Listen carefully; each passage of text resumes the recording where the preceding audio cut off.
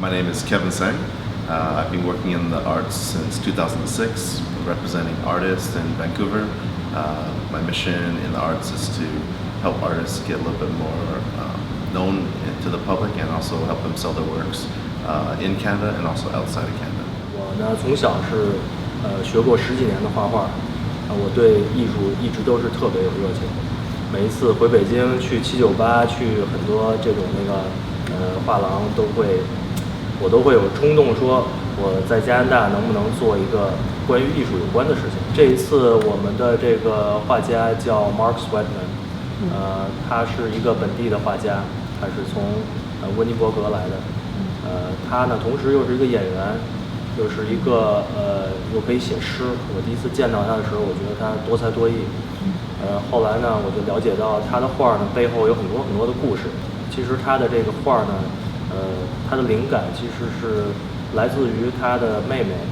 他妹妹以前是一个画家，然后呢，他妹妹是一个志愿者，是一个救援队的志愿者。然后妹妹在河里救人的时候，有一次出于事故就淹死了。所以呢，这是在2012年的时候。这个时候2012年以后呢 ，Mark 就开始学画，就开始从他这个妹妹的这个笔记里边学。等于这个在当时我在北京看很多艺术展的时候，其中有一块就是叫素人艺术。他这个就是很典型的素人艺术，就是没有从头学过画的，但是就是他对颜色的掌握加上他的情感在里面，就会特别有艺术感。所以我第一次见到的画就觉得很震撼。Passion. Mark's work is inspired by passion and love from his family, from his sister. Yeah. So he started working in the arts, like visual arts, because of his sister. Sadly, his sister passed away, and all those emotions bundled inside went from inside onto canvas. And then from there, it was his motivation to create more and more. When I look at Mark's work, I see so much of that in it. It's happy, it's sad, so many different emotions in his work, which I'm just a viewer, right? And when I look at his work, it's just so much for me, you know. That's probably the biggest difference, I would say, comparing Mark's work with other artists. That's one of the main things I look for. Whenever an artist presents his or her work to my gallery, I always ask the question, is this artist noticeable? Like, can this artist's work be known across the world just by looking at one work? Like when you look at a Picasso, you know it's a Picasso. You know, if you look at a Rembrandt, yeah, that's a Rembrandt. When I see a Sweatman, I know that's a Sweatman.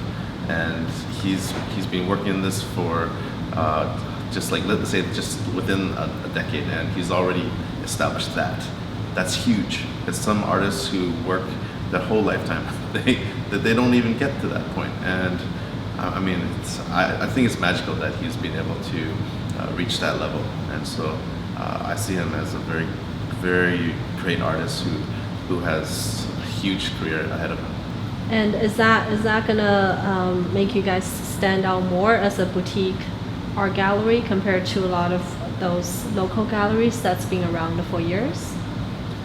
I would say that there have been some galleries who send their artists to other parts of the world to do cultural art exchanges.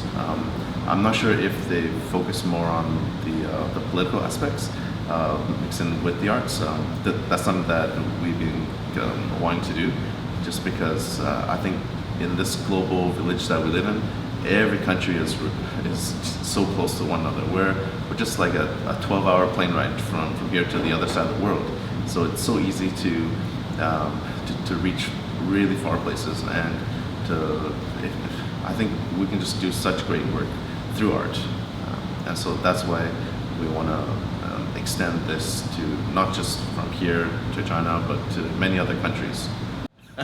All right, guys. So let's share some funny stories of your past shows that I heard that there's a lot of fun things happened, right? So yeah, let's share with the audience. Well, you want to go first? We had it both in Peng's gallery and also at my gallery.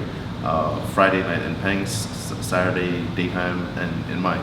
But because it was a 2-day exhibition, there was some confusion. So some people went to my gallery when it was at Peng's and vice versa, which was that never happened before. So some other things that also happened. The lights went out right before the opening. So I get a call from Peng. He says, "We have no power." I'm thinking, how are we going to show an exhibition of art when we have no lights? Like, no lights, right? That was 5 o'clock, so open at 6. So, and I work for BC Hydro, so I know how slow they are. yeah. And then Kevin just went to IKEA, bought a whole bunch of candles. I started putting on all the emergency lights everywhere. So by the time I setting up the last one, the power come back on. So we're all like sweating, the shirt's wet. 100 candles later. Yeah.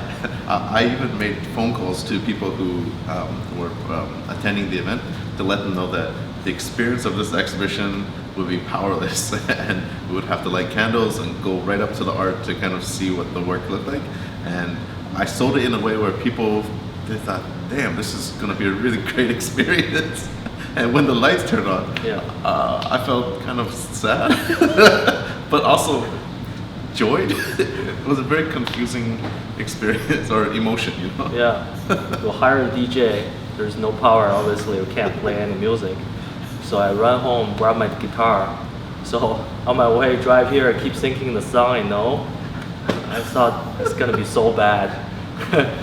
And yeah, I got here, I almost ready to jump on the stage. Oh, right. The And, music. Yeah, and the power come back on. Yeah. 我们这个空间呢，除了我们展示加拿大本地的艺术家的作品以外呢，我们也是非常欢迎海外的和甚至来中国的艺术家来联系我们。我跟凯文呢会把我们的资源一起分享，一起来帮助这些艺术家来展示他们的作品。So both Peng and I, what we're doing here is we're not just doing just regular exhibitions with artists within one city or country. What we're doing is we're opening up a space, Peng's gallery and also my gallery. We're doing a dual gallery exhibition collaboration, and we're showcasing artists in both solo and group showings. And what we're doing is we're going to showcase artists from Vancouver here and showcase them. And actually, we're opening up galleries in China and Beijing and so forth. So we'll have artists here. We're going to send them over there, and vice versa, China over here. And then from there, we'll open up other galleries in like other parts of Asia and also Europe.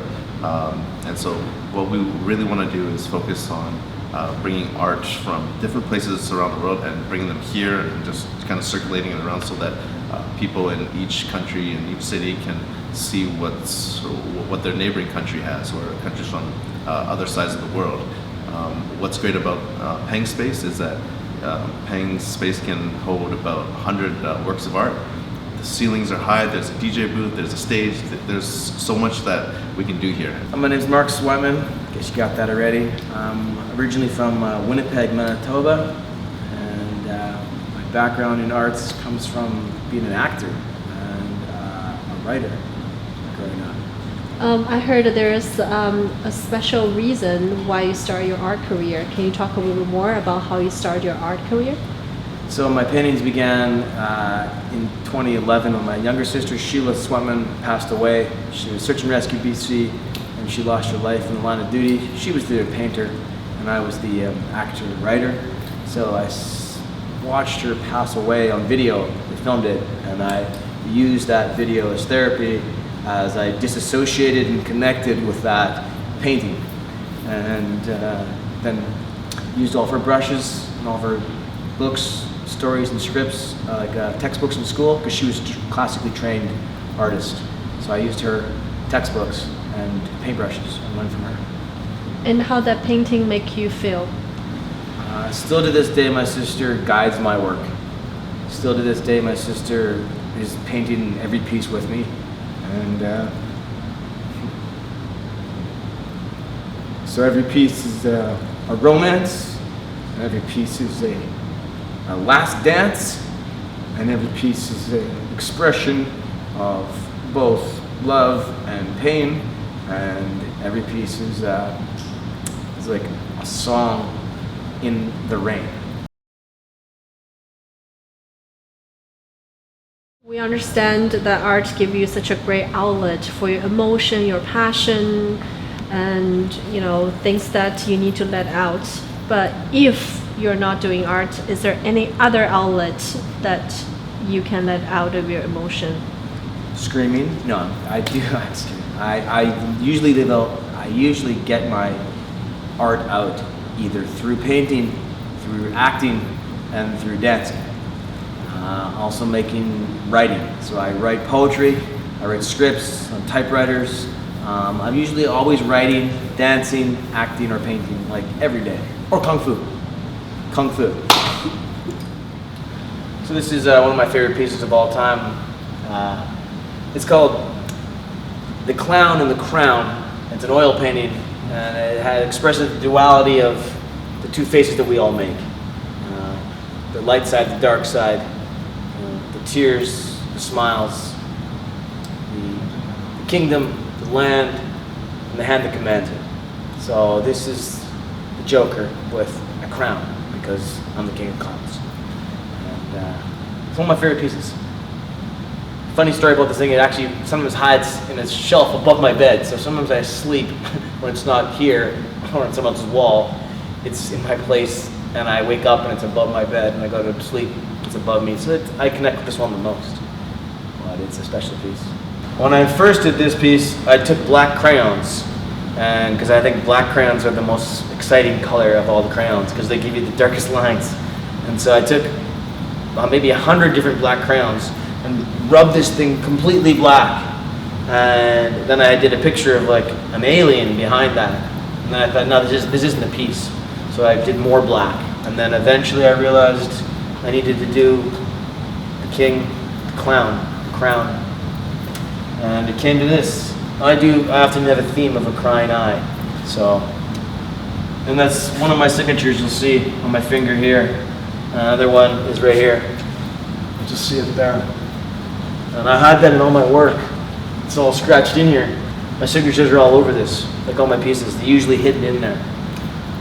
So this one is one of my favorite. The exhibition at Peng's and also at my gallery, we did a mini exhibition pop-up at the Vancouver Fashion Week. And this was one of the works that we chose for the Fashion Week. And not only did we choose this piece for Fashion Week, in the space where we exhibited all the artwork, we would walk through the doors, and this was the first piece that everyone in Fashion Week would see. And I chose the placement for that work in that spot because this is actually one of my favorites of Mark's. And what I love about it is you got two different expressions. You got this part, which is a bit sad with the teardrop. Then here you got a smile on the other side. And I just love the duality of these two, and the way that Mark created this, it works. It's like sad and happy go together. It's almost as if it's like the yin and yang, or this is at like some kind of an equilibrium state. Like you can't have one without the other. They're connected. And so I see this, and I just think it's a fantastic piece. It's like, it references one of my favorite lines of all time, which is what I wrote, which is, "We are the mirror and we are the seer." And it kind of plays that the best. So. Yeah, very cool piece. Thanks, man. Come on. Trying to show you some love here. It's so bright I can't see. Yeah, it's dope. You can see all those things that we I thought you were a kiss the picture. Like double project.